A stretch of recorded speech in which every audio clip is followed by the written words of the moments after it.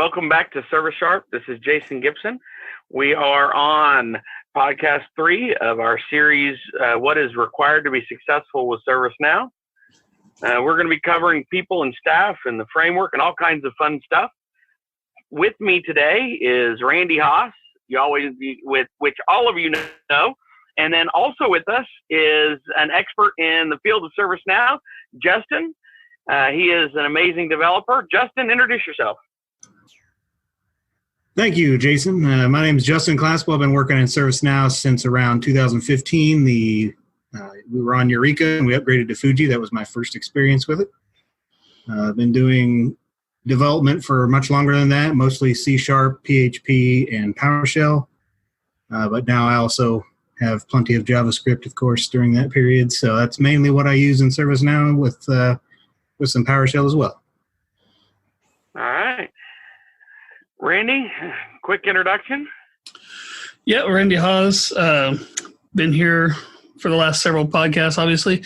My experience with ServiceNow is more from a management experience. So I've managed people that work with ServiceNow.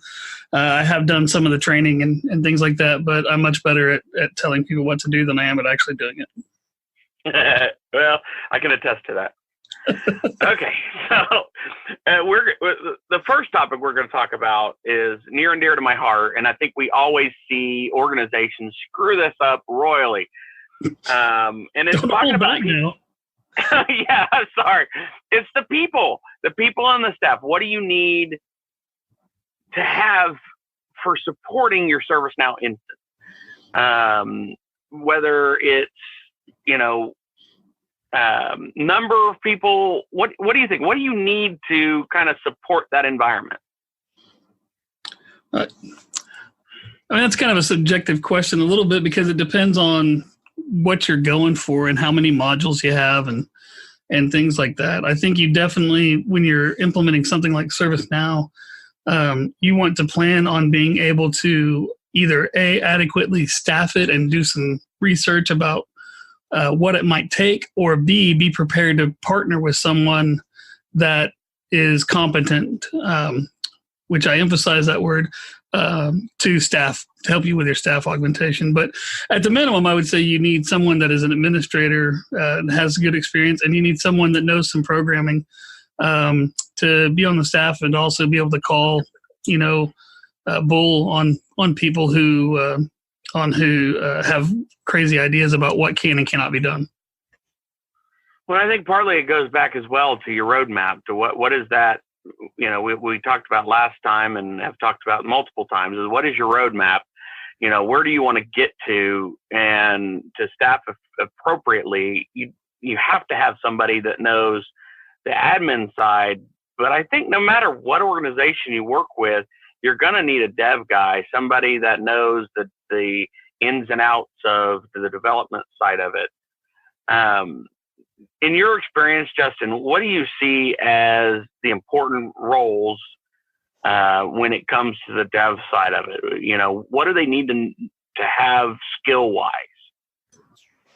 Well, a lot of that does depend on the module you're going for. If you're just wanting kind of an all-purpose guy or gal, you need a heavy JavaScript experience, and that just front-end JavaScript using different libraries like jQuery. If you're going to go the route of having a service portal or like using the time worker portal, that's technically a service portal as well. You need someone with AngularJS, not Angular in general, like 2, 3, blah, blah.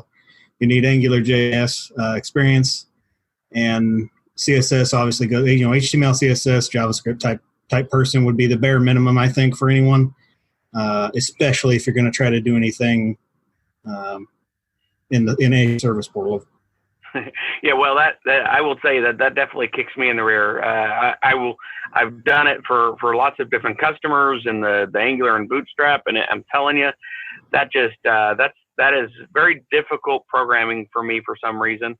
JavaScript, the standard JavaScript library, has always been simpler for me, but valuable skills to have for sure. Yeah, Angular kind of goes more of a MVC approach, model view controller.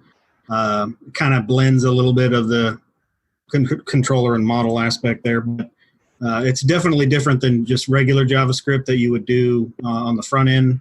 While you do, of course, still do some of that. The actual Angular side of things can take a little bit. It's far more object and data oriented than what normal JavaScript is, even though it is a subset of it's just a library to it. Right. But, one of the really fun things that we were able to do with the service portal is we had a customer that wanted a fully front end user portal that they can go out and fill out a request that is public. So they wanted it to be open for every individual user, but they also wanted it to every person, no matter who you are. You go into the system, you don't have to log in, you fill out a form, and it was a medical form that had, PHI data in it. And so it was a very unique experience to be able to say, okay, we need a very public portal that anybody can go to that needs to save to an encrypted database. And ServiceNow was really good about giving us the tools to be able to do that with the field encryption and things to that effect, and making the portal public. But one of the things we had to do is we couldn't do a form in the portal. We had to actually create an Angular and Bootstrap form, a front end form that then passed the data into the database. And that was really neat that we were able to do that. And the fact that ServiceNow has that capability, I don't think most people know about that. Yeah, probably not. There's a really good tool if you are going to do something like that for anyone who's thinking about it. The API Explorer, REST API Explorer, can help you build all those out and give you sample code for what you're trying to do in the front end. That's makes a great it a lot idea, easier. yeah. No security on it would be interesting, I would say, but yeah, you could definitely do that. And that API Explorer, you can, any type of query or insert or update or delete, anything you want to do, it will help you get the code, and gives you test data right there. And like I said, it'll also give you the actual source code to get you started. It's really good stuff. Well, doesn't it? Yeah. And doesn't it give you lots of different options, right? It gives you, it can give you the code in JavaScript or in PowerShell, right? There's several options. I can't remember what they all are. I think it's Java, JavaScript, PowerShell, and I don't remember, curl and something else. There's several options in there for you to do it. That's great. And that will help people a lot, especially somebody who is a developer who's familiar with coding, but not necessarily familiar all the time with the way ServiceNow does things. Yeah, there's almost all the ServiceNow libraries are helpful in that effect. Once you learn where to go find them on the document website and how to use them, they really do simplify a lot of the things a regular everyday JavaScript guy would do. Like any sort, all the glide record stuff is making AJAX calls just be a million times easier. Not just easier to write, but easier to read for the next person who comes along trying to figure out, well, what was he doing here? You can see it's all right there. So yeah, there's a lot of things on the ServiceNow side that they've done to help even a seasoned programmer just make your life easier, or a contractor coming in to do something. As long as they're making it through a glide script, glide record, any of those type of things. I mean, they're all made the same way, so it's a lot easier to figure out than someone who wrote their own by hand AJAX calls. Right. So we definitely need somebody with that kind of skills to be able to navigate and to be able to manage the system, and that would be your architect level or your developer level. I would say more developer level. Now, the question next that I get all the time, and you guys can help me out with this, my instincts are to say no flat out, but they are always asking me, can we implement our own stuff? I mean, ServiceNow is really just a database engine in this grand scheme of things, right? Relational database. If you wanted to make your own, in theory, you could make your own applications in it. If you're wanting to replicate what you have, I mean, not to say too much here, but I would definitely take the opportunity to see what ServiceNow could do for you without you trying to reinvent the wheel type of thing. Because there's so many built-in reports and security and everything that I mean, almost anything you want to do can probably be done without a huge development effort. Right. Well, and the more development effort you do, the harder it's going to be to upgrade, the more difficult it's going to be all long term. But if you're talking about, let me say, in the guise of doing implementations of different modules, you know, they come to me and say, we want to implement these 6 modules and we want to be able to do that in-house. What does that mean to you? And do you think that that's a good plan, or is it better to partner with another organization? I think it means that they want to save money. True. It's a cost benefit, analysis where many companies fail to see long-term benefit because they're only looking at the near-term cost. So I would say that you need to do an inventory and assess the skills of the people that you're putting on the team. Like you guys were just discussing the different skills that are needed. It's not only that, but it's also, do you have practical experience with change management? Do you know how to make a process? Are you good at developing processes in-house? Do you have a process in place already? I'd say if you have a process in place already and it's a great process, it's been working great on paper, and what you're wanting to do is just take ServiceNow, bring it in, and replicate that process, and you've got the right talent, then yeah, you could do it in-house. But odds are, in my experience, that you're going to need to bring in someone for some piece of it to really have a good, successful implementation. And you should probably go ahead. Yeah, you should probably do that anyway, even if you think you're going to do it in-house, just because that, whenever you do the actual business analysis on your process that you think you have, just shoving it in ServiceNow, while that may work, like you said, but you'll have to build everything out on your own. So how far are you from out of the box? Are you a couple tweaks to the process, or is it actually worth the effort to rebuild, all the tables and the reports and security permissions and and all that jazz? Right. Plus, sometimes you need somebody to tell you no, right? I mean, there are times that you need somebody to say, listen, you're right, we could do it this way. But why do you want to do it this way? This is completely custom and it's going to take a lot of time to develop, when we could do it this way, accomplish the same thing, and keep it out of the box. And I find that that's where a lot of people who are developers but don't understand ServiceNow, that they want to go straight to customizing it. And so I'll admit that's what I did the first time I loaded it, right? Yeah. All right. I don't know their libraries. So the first thing I do is, I'll just do it the way I've always done it. And you end up either A, it doesn't work, and you spend far more time figuring out why it didn't work. Or B, you make it and then you realize later that, oh, hey, that's 2 lines of code if I use ServiceNow's library versus what took me 30. Right. Yeah. Let me clarify my statement. I was being facetious. Basically, I'm saying that if you are confident that you have an expert in every aspect of the implementation and the process, then do it in-house. But almost no one has all the required skills in-house to implement something like ServiceNow.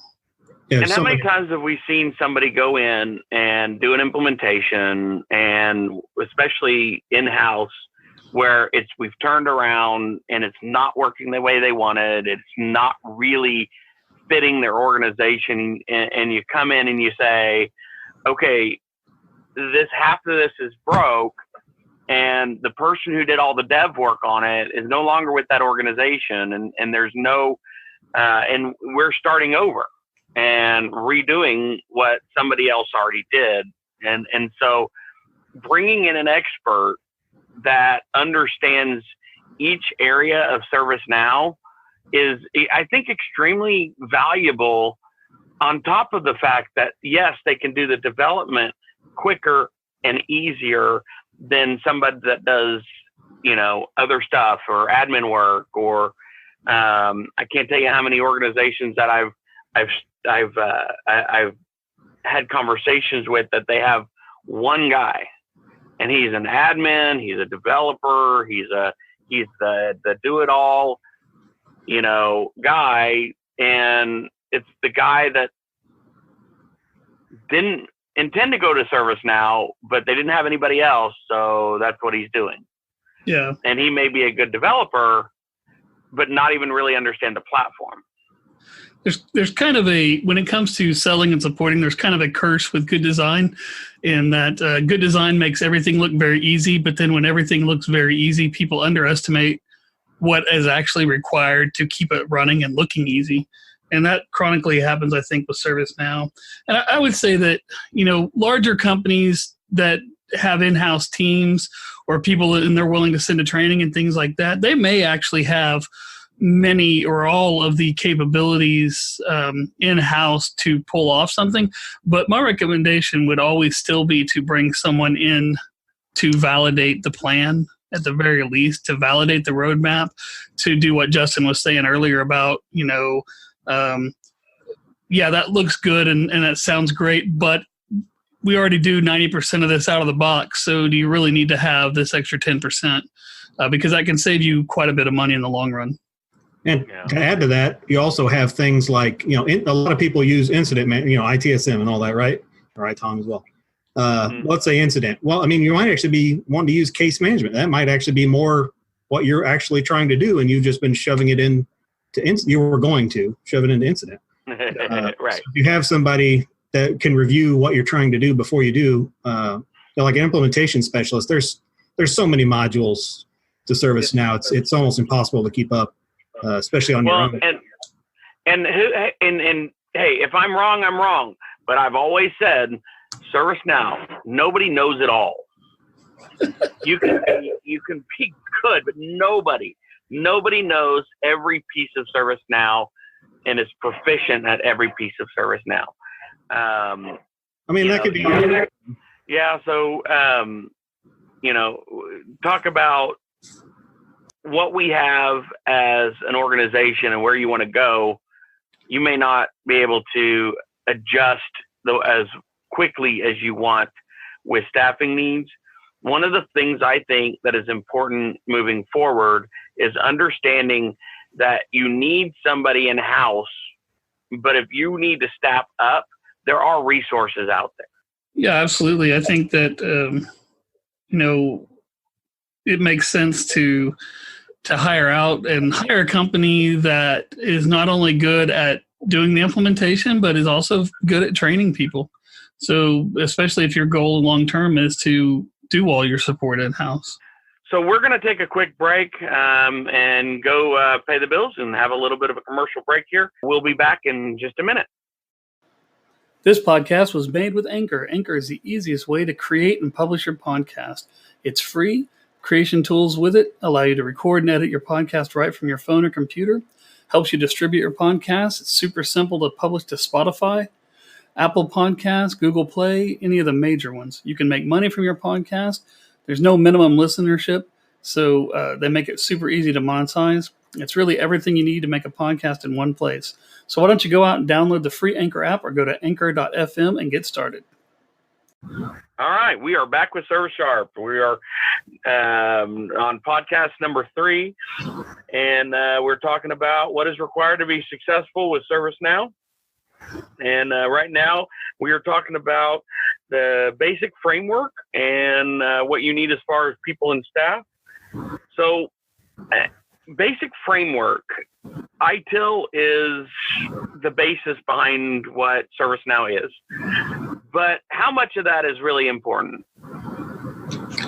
Well, ITIL itself it's a framework. And, I know a lot of people that are dogmatic about it, to where it's like ITIL says this, so we're going to do it this way. But the actual, in my opinion, intent of ITIL and the way it's practiced in most companies is this is a list of things that you need to think about if you and make decisions on if you want to have great customer service. So in other words, if you want to have great customer service, then you don't want the network to go down. Well, what's one of the biggest things that you can do to keep the network from going down?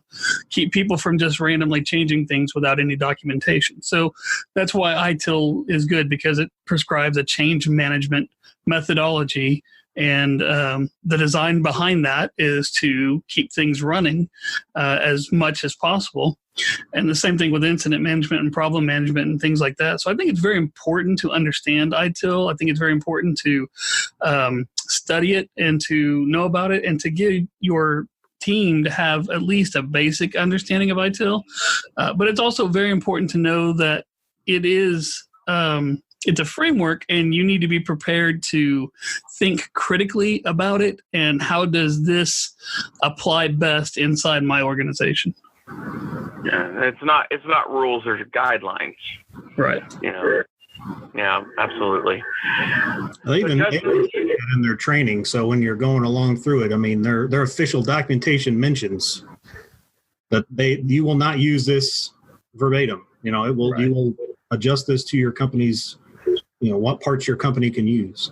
Yeah. Especially with V4. I don't remember the training of V3 if it had it in there or not, but V4 specifically calls out, these are guidelines. We're giving you basic examples. Follow the process that we're helping you understand.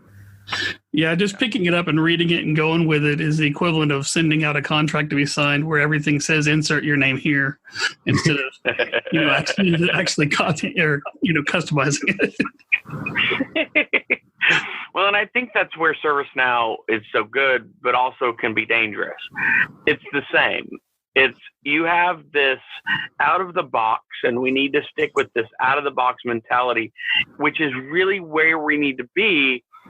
But with that, we need to define what a configuration is, what a customization is, and we need to be able to be willing to make those changes to fit the business purpose of the organization, and not have it be perfectly out of the box, but make reasonable adjustments, reasonable changes.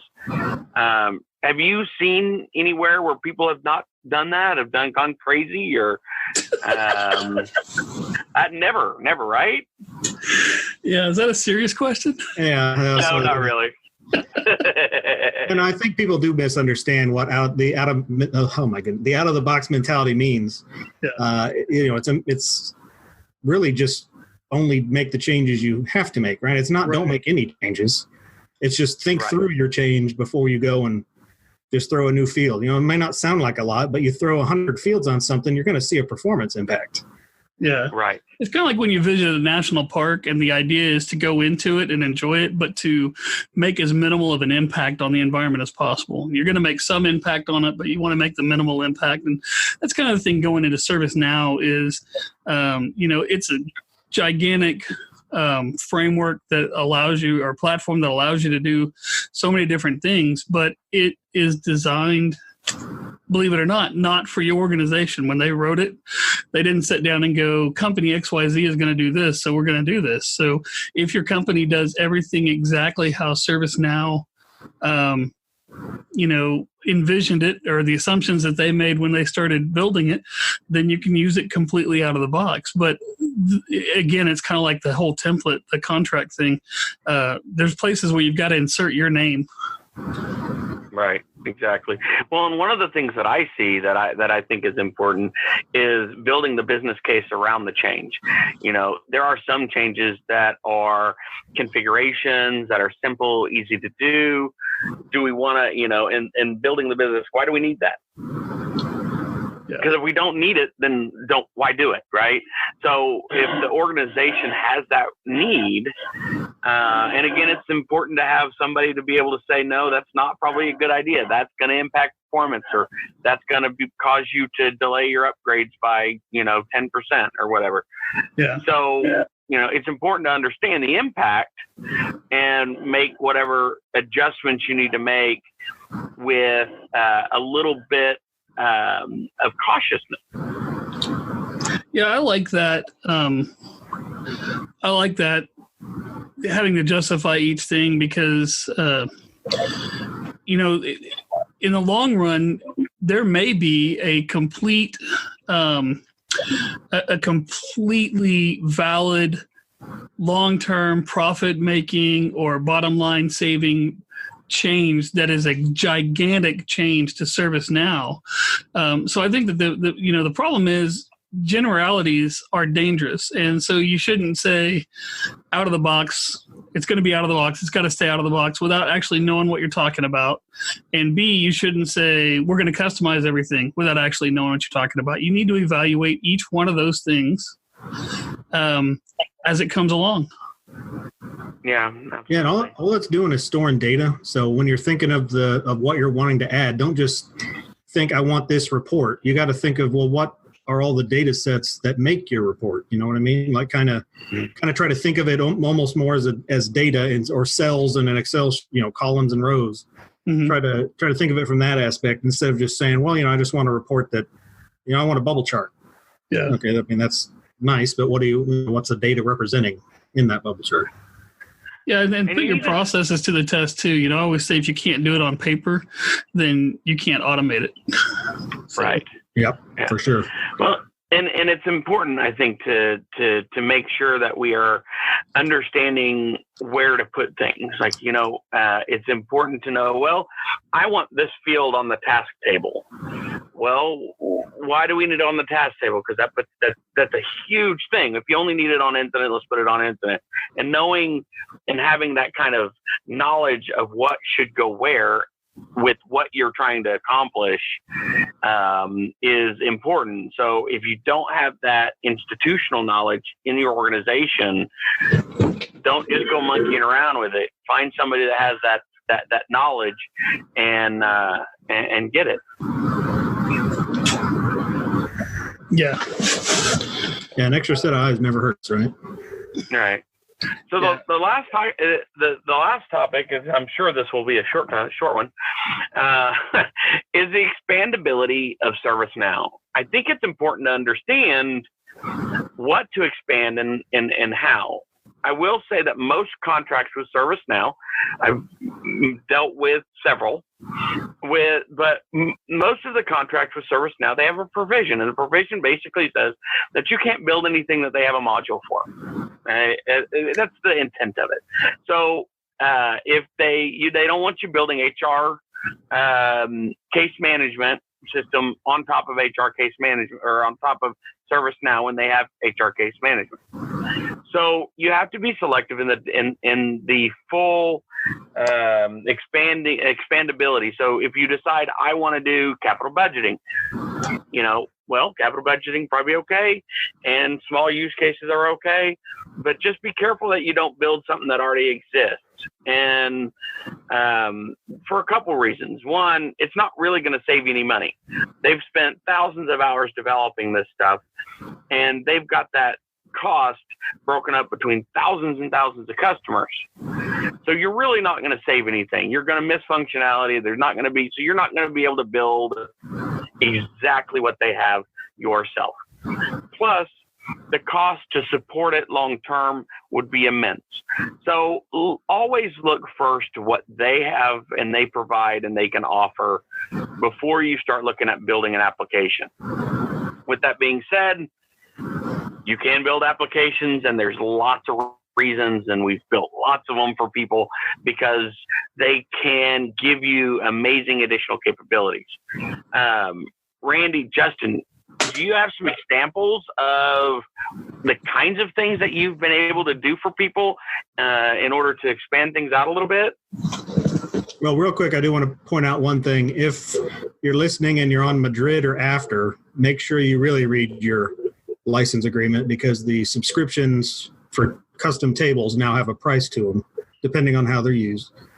So you may actually still be paying a decent chunk of money every year for renewals on those custom tables. So that you're Madrid or past, and you've re-signed your contract, definitely have a look at it, because they've changed the way that table licensing is now going through. So, but as to your question, a lot of AD integrations. One of the ones I did for who shall not be named is a PowerShell script that would automatically disable an account at the every Friday or Thursday or whatever day of the week they wanted. We would run a query to their AD, pull the people who had tickets open for them. It would run through approvals. Once they had approved that the person should be gone, it would then move all of their create a file and, have all their groups members who were their subordinates. And then it would disable their account and move it to another OU. That was one thing that, ServiceNow can handle a lot of that with just a regular orchestration license. You have workflow that can do most of that in AD anyway. I don't think it can do anything with OUs, but it may be able to. Don't quote me on that out of the box. But right. Yeah, adding the PowerShell to it made that process. It was a manual process every whatever day of the week it was for them to get to turn people, which right place with high turnover. That's a lot of work for somebody to have to go through and update a ticket and then also disable that account, which could lead to all human error. Takes one person missing it, and now that person still has an active account. Right. Well, that's actually great. Yeah. So that allows them to be able to have greater insight also into the frequency of things people being, I guess, let go as well. I'm sure the reporting side of that in ServiceNow would be pretty good. Yeah, you can see who's what group is maybe taking longer to do an approval. Do they not hit it by whatever deadline the person left? Right. Or how long? There's all sorts of metrics you can get just because of the default fields that are included in an incident or request. Right. Lots of data there to make a report off of. Right. Well, and we've also done, and Justin, you were involved in this project as well, but we did the reimbursement center. Mm-hmm. And that was a application similar to what you would think of as Concur has, and so that was a lot of fun. We did capital budget together. So if anybody didn't know, he has been my mentor for a lot of years. Okay, I feel old now. But yeah, so there are so many different things you can do. If you can think about it, or you can dream it, if you would, you can build it. Do you think everything can be built in ServiceNow? It really just depends on.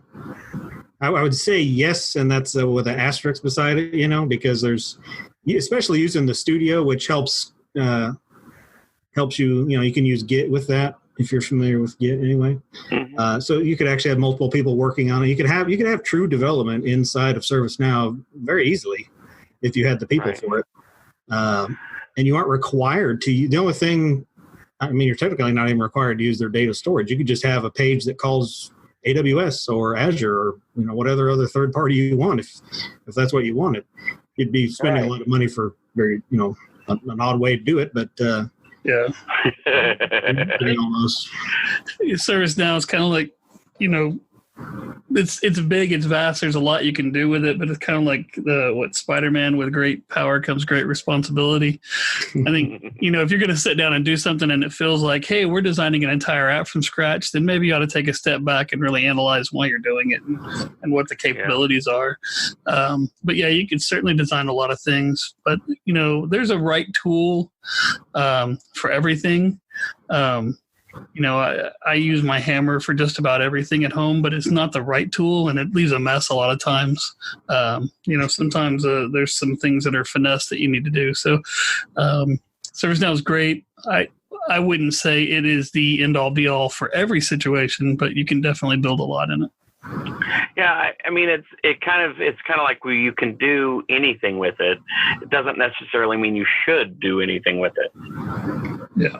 Yeah, because as I said earlier, it really just is a relational database. So, if you wanted to go crazy, you could. But as Randy and you, we all agree, you definitely, it should not be used for everything unless you have some sort of requirement that I'm not aware of. And unlimited money. Yeah. And if you have unlimited money, I'd like to tell you about the Sharpstone Group. Yeah, right. We'd love to have you as a client. Yes, absolutely. It's funny because I was with an organization a long time ago that I was talking to them, and they wanted to create a network access control using ServiceNow, and we did it. We created a network access control with it, and check compliance and built the whole process around it. But was that the right place for it? I don't know. it was at the time the only way that it could be reasonably done because it was, government agency. So of course they don't have any money, right? That was facetious, by the way. But yeah, I have a lot of my money. Yeah, they got a lot of money too. Yeah. Yeah. I mean, we've seen some examples of things not to do that. We've seen people that try to build add-ons to circumvent things that already exist, like submitting a ticket, from a different venue. And it's like, why would you spend the time and effort to build that when it's literally like one of the primary functions of the software? Yeah. They spend like hundreds of hours to develop all this and go through approvals and get this all done. And then one of our ServiceNow developers built it in like 5 minutes. It's like, really? Yeah. So there is a time and a place for everything. And I think it boils down to getting good data about why you want to do something and making sure that there is a right fit inside ServiceNow and that you have the correct capabilities, whether internally or bringing in external resources to do it really well and make sure that it gets done in a timely manner. I mean, I can't tell you how many times we've had projects that we've come on to that they've been trying to do something for a year, and it's like, well, probably shouldn't make that time, but they didn't want to spend the resources at the time to do it. So because they didn't have the resources, they didn't have the know-how, they didn't have the knowledge, it was just taking forever. And so it's important to be able to say, okay, I don't have those resources. I need to get those resources. How do I do that? I need to find somebody that can partner with me to get this done. And don't be prideful in the fact that sometimes we need help. We can't all do everything. Yeah. And kind of a bit random here, but I wanted to throw it out before I forget it. If you are a developer working in ServiceNow, or even just an admin, because there's plenty you can do as well, please make a copy before you go editing something. Examples would be like any workflow. Before you edit a out-of-the-box workflow, please make a copy and edit the copy. Or if you want to edit the main one, that's fine. Just make a copy of it somewhere. So if later down the line, you need to revert back for an upgrade, or maybe the whole process changed, but you can't figure out this, huge mess. Edit the copy. Yeah, that way your upgrades go smoother. At the very least, make one. Yeah. Yeah, because every business rule, everything that's being done, if you start changing that stuff, you own it. And if you leave it out of the box and create a new one that is a copy, sometimes it just makes things a lot cleaner when you start trying to look at upgrades. And it makes it easier to roll back if something completely breaks.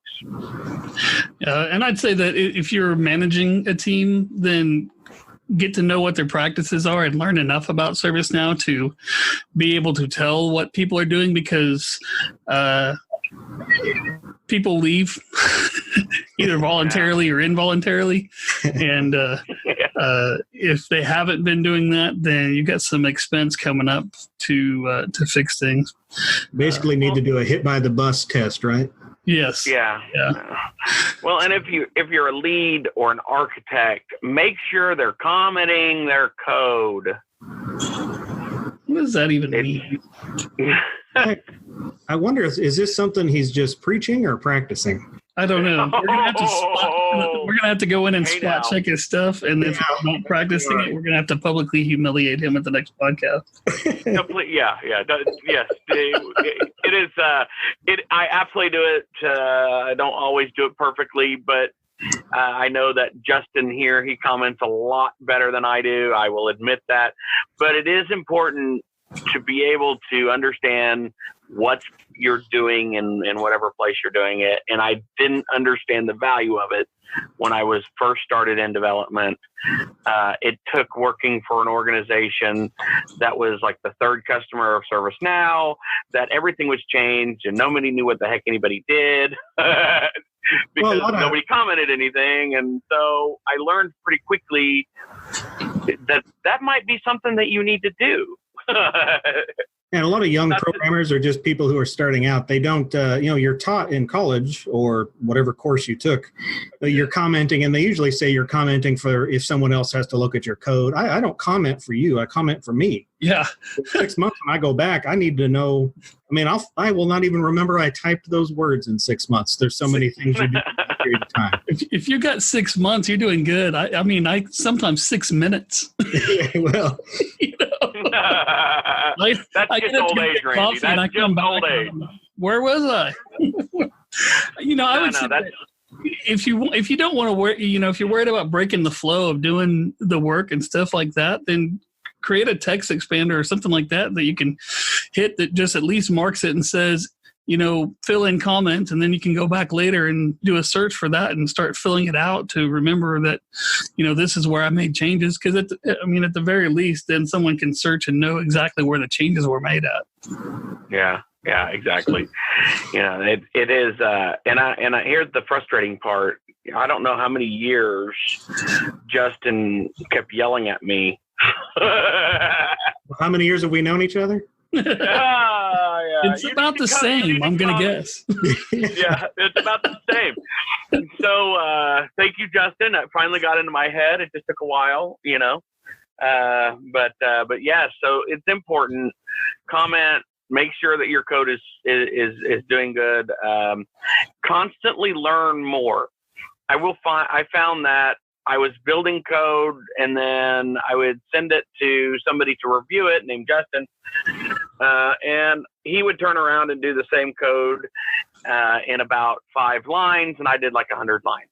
So you can compress the code. You can get better at that, and that taught me to do things a little differently to get better at what I was doing. So if you have a mentor like that or somebody that can help you progress in your career, learn how to do it quicker, learn how to do it with less lines of code, utilize them, beg them, plead them, pay them money, whatever it takes, because that will be of value to you throughout your entire career. Yeah, I agree. I do too. I think that there's always value in having a learning mindset. I'd say that the final thing about coming in and doing ServiceNow is that we're happy to come in after the fact and fix what people have done. But it always, like with any project, it's better to start with a solid plan at the beginning. And so the earlier you bring people in, to either help you assess your capabilities and how many people that you have that can do the work or be trained to do the work, or to validate your roadmap, the more return you're going to get out of your investment. And the longer you wait to make that decision, potentially the more money you've lost as you go forward. Yeah, absolutely. Yeah, proper planning produces results, right? Yeah. That's it. We got to make sure we're doing it. And improper planning, for how many? I'll just be frank, improper planning makes consultants a lot of money. Yes, sir, it does. And that's a part I like, kind of, but I'd much rather see people do things well and their business do very well than to make money off of their mistakes. One of the things that I've seen you do that is above and beyond, and that a lot of people don't do, is that initial conversation about what are you trying to accomplish? Do you even want ServiceNow? Before you even purchase it in your organization, that conversation about, does this fit in our organization? Not just buying it because it's the newest, most popular thing, but because it really will work and help you in your organization and help gain those roadmaps early on. And that that is invaluable. There's nothing better than starting off with a roadmap, ready to go, know what your capabilities are, know how long everything's going to take. And to do that before you implement ServiceNow, that's the way to go. Yeah, I agree. Don't start the journey unless you know where you're going, if you don't want to waste gas. Yeah, right. And I've seen you have that kind of the organization. I've seen you kind of have some of those that they don't know where they're going or what they're doing, and straightening them out is really important. Yeah. Well, on that, the number one key to success in ServiceNow, in life, in projects, and anywhere is to check your pride at the door. Because, if you go into any endeavor thinking you are the absolute end all be all and know everything that needs to be done to get everywhere you want to go, then you're setting yourself up to fall off a cliff. Yeah. And it is 100% repeatable. But it's one of the lessons that humanity seems to never learn. Yeah, very true. We tend to repeat our mistakes, don't we? So kind of a recap. We reviewed what is required to be successful with ServiceNow. We talked about the vision, road mapping, leadership, what each of the areas of leadership means. Check out the other podcasts. They're really great. We talked about empowerment, empowering your people. And we talked about enforcement mechanisms of what to be enforced and how. And of course, today we talked about people staffing, basic framework stuff and a lot of, other tidbits for you. So I really enjoyed the series. I hope that you guys learned something. And Justin, thank you for being here. Randy, thank you for being here. We will be back with another episode next week. I got one final thing to say. And since we're talking about people in this, I just want to say this. Invest in your people. They are the number one resource your company has and will ever have. Invest in your people. That's the most important thing you can do. Absolutely. As someone who works with them, I fully agree with that statement. I resemble that remark. Yes. Yeah. So, fantastic. So next time when we come back, we're going to be talking about more ServiceNow stuff. We're going to be talking about ServiceNow performance, things about what are the factors for performance, how to get better performance, and how to troubleshoot your performance. So that'll be a fun one, and hopefully we can move forward and have some fun. So again, thank everybody for joining, and please send us some messages. Our LinkedIns are on there. And so we love to hear from you guys. Direct all complaints to Jason and all compliments to me or Justin. Yes. Thank you for having me, guys. Thanks, Jason. Thank you, Justin. All right. Bye. Bye.